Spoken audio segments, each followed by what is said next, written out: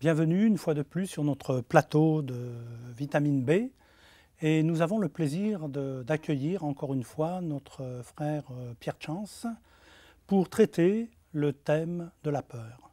Bonjour. Bonjour. Le dernier sujet que nous allons aborder aujourd'hui, c'est finalement comment dominer la peur. Déjà, il faut être conscient que la peur est utilisée par l'adversaire, par le diable.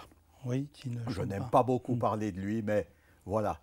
La peur fait partie du combat spirituel, en tout cas la peur dont nous parlons, la peur dans le témoignage, la peur dans son attitude de chrétien. Donc, dans ce contexte de peur, pour ne pas être sous l'emprise de l'adversaire, il faut rester sous la grâce de Dieu. Rester sous la grâce de Dieu. Voilà qui pourrait faire l'objet d'un long sermon. Alors, c'est quoi rester sous la grâce de Dieu? Cela veut dire ressentir sa présence. Est-ce qu'on est conditionné d'une certaine manière ou bien est-ce qu'il y a une manière d'être pour être vraiment sous la grâce de Dieu? Alors, la manière d'être, c'est en tant que disciples du Christ, soyons disciplinés. Ça veut dire quoi? Ça veut dire soyons fidèles dans la lecture de la parole de Dieu, pour que nous en soyons imprégnés tous les jours, pour que notre esprit soit renouvelé. Et ensuite, la prière joue un rôle évidemment très important, cette communion avec Dieu et la vie communautaire. Il y a un théologien, un fameux théologien qui était suisse, Karl Barth, qui disait « La grâce, c'est la puissance de l'obéissance ». Ça veut dire qu'il faut tout faire pour rester dans la présence de Dieu. N'oublions pas une chose, c'est sur la croix que le Christ a été totalement abandonné. Mais c'est le seul qui a été totalement abandonné. Dieu ne nous abandonne jamais. C'est de cela qu'il faut être conscient. Parfois, nous ne sentons plus sa présence, mais cette grâce qui nous est donnée de sentir cette présence, elle fait l'objet aussi certainement d'une discipline. Ce n'est pas se mettre sous la loi, ce n'est pas faire pour recevoir. Non, cette discipline, elle est volontairement accomplie pour faire plaisir à Dieu, pour glorifier Dieu. Donc une attitude de cœur. Face maintenant à la souffrance, comment expliquer porter sa croix chaque jour? J'ai entendu, oui, se charger de sa croix, ça veut dire se charger de son lot de souffrance. C'est un aspect, mais pour moi, je dis bien pour moi, se charger de sa croix, c'est une libération. Et je m'en vais vous expliquer pourquoi. Il y avait une chrétienne chinoise qui s'appelait Mama Kuang. Oui. Elle a été responsable d'une des opérations de contrebande de Bible les plus grandes qu'il y ait jamais eu dans l'histoire de l'Église. C'était l'opération Perle en 1981. 1 million de Bibles ont été déposées, débarquées sur une plage de Chine. Et c'est cette Mama Kuang qui a organisé toute la distribution de ces Bibles dans l'entier du pays. Et à l'époque, c'était extrêmement risqué. Quelques-uns l'ont payé de leur vie dans cette opération. Et Mama Kuang disait, elle avait déjà fait 8 ans de prison à cause de sa foi. Elle disait, chaque fois que je regardais à la croix, je voyais cette croix comme un instrument de torture.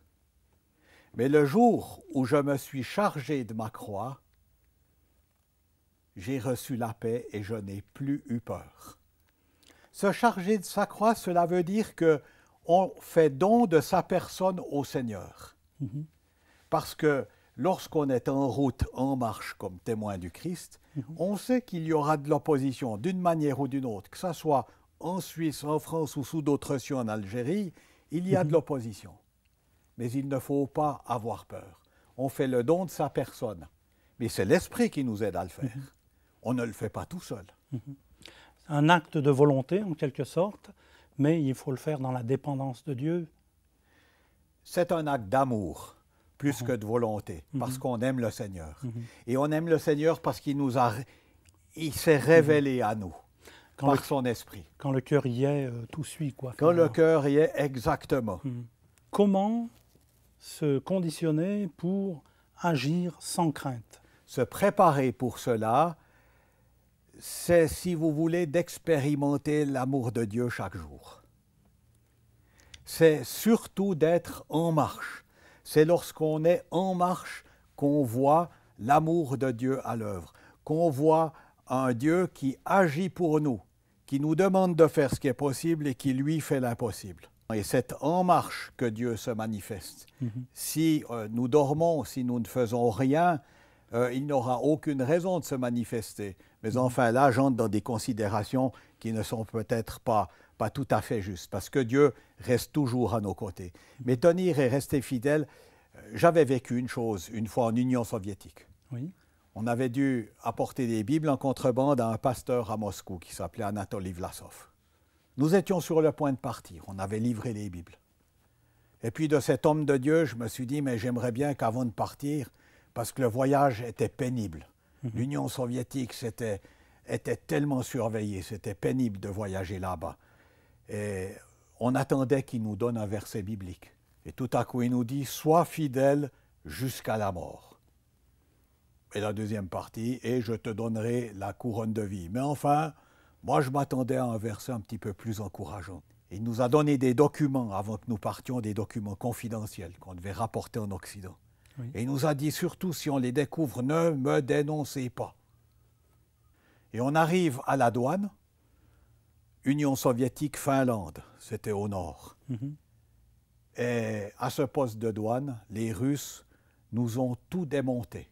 Nous ont entièrement démonté notre véhicule jusqu'à l'intérieur du volant. Les roues étaient démontées, les sièges intérieurs, tout avait été enlevé.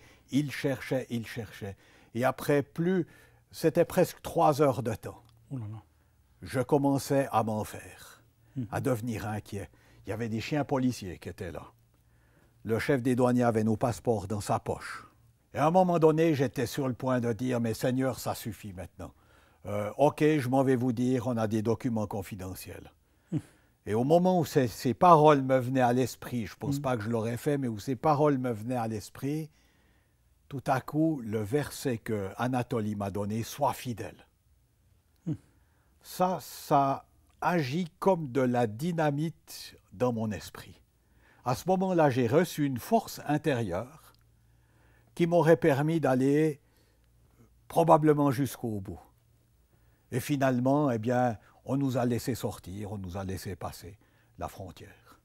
Mais cela montre à quel point il faut être enraciné dans la parole, puis en apprendre même des passages par cœur. Apprendre des psaumes par cœur, c'est important. Parce qu'au moment voulu, il y a des paroles qui résonnent en vous, apprendre par cœur. Ça veut bien dire qu'on ne les garde pas là, mais qu'elles viennent ici. Est-ce qu'on pourrait dire que c'est là le secret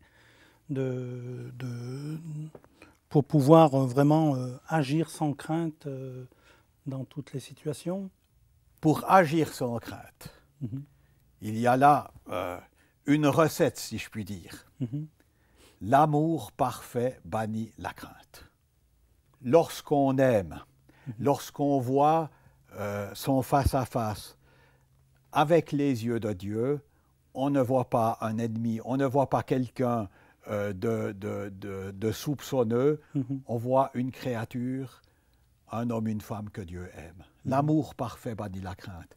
Cet esprit d'amour permet d'aller de l'avant. J'ai un exemple du pasteur Simeon Popov de Bulgarie.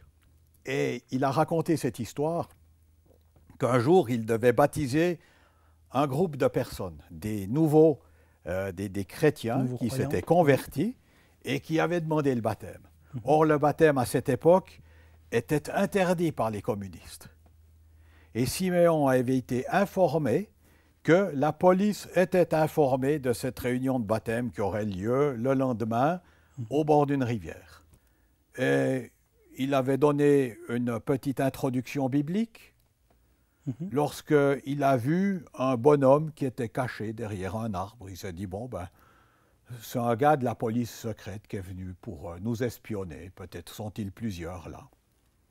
Et il voit cet homme bouger, et il voit que cet homme avait un appareil de photo, et il lui dit « Et vous là-bas ?» Et le bonhomme tout penaud d'avoir été pris derrière cet arbre, d'avoir été découvert, il dit moi? Oui, vous. Eh bien quoi? Mais puisque vous avez un appareil de photo, pourquoi est-ce que vous ne prendriez pas une photo du groupe? Alors, le gars, tellement pris de court, s'est avancé, il a pris une photo. Et plus tard, il l'a donnée à Siméon. On voit Siméon, des anciens, avec les baptisés.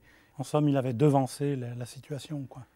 Il avait devancé la situation et Siméon Popov n'était pas un homme arrogant. On aurait pu prendre cette histoire comme une arrogance de la part de Siméon, d'un homme qui n'avait pas peur. Mais non, mais il voyait dans ce policier, en vêtements civils, caché, il voyait un homme que Dieu aimait aussi. Donc l'amour parfait bannit la crainte.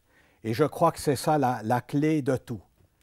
Quand on sait aimer dans des circonstances extrêmes, ça inverse parfois les rôles et les situations. Ce qui m'a frappé chez toutes ces personnes Oui. qui ont vécu de la persécution, qui ont vécu de la peur, il n'y avait plus de haine. Il y avait de l'amour. On sentait l'œuvre de l'Esprit. J'aimerais vous citer des paroles du Père Calciu. Le Père Calciu était un professeur de théologie orthodoxe. Il avait tellement de succès dans ses cours de théologie, tous les jeunes venaient l'écouter. Il y en avait même sur les toits à côté de la salle de cours. Ils l'écoutaient par la fenêtre. Si bien qu'il était trop populaire, décidément, que les autorités l'ont enfermé. Il est resté en prison pendant 21 ans. Et il a vécu l'enfer en prison. En cellule, il était avec des criminels. À un temps, il était avec 2 hommes.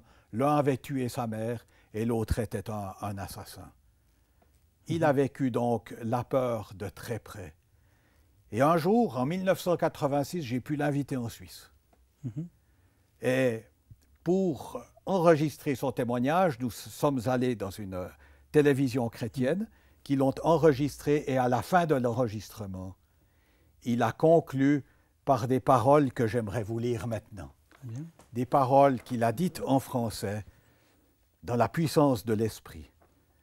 Tant que nous aurons Dieu avec nous, nous ne serons jamais vaincus par la douleur de ce monde. Si les rois nous jettent dans la fosse aux lions, Dieu ferme la gueule des animaux. Si les rois nous tuent, le Fils de Dieu pose la couronne de martyr sur notre front. Si les rois nous commandent de nous taire, nous parlerons encore plus fort, parce que Dieu met à notre bouche sa parole. Si nous sommes dans la détresse et la tristesse, Jésus est notre joie. Que Dieu vraiment fasse nôtre ces paroles et qu'on puisse vraiment s'en imprégner pour effectivement dominer nos peurs et pouvoir vraiment aller de l'avant dans Amen. ce sens-là. Merci Pierre Chance pour tout ce temps consacré pour ces émissions et ces merveilleux exemples que vous avez pu citer.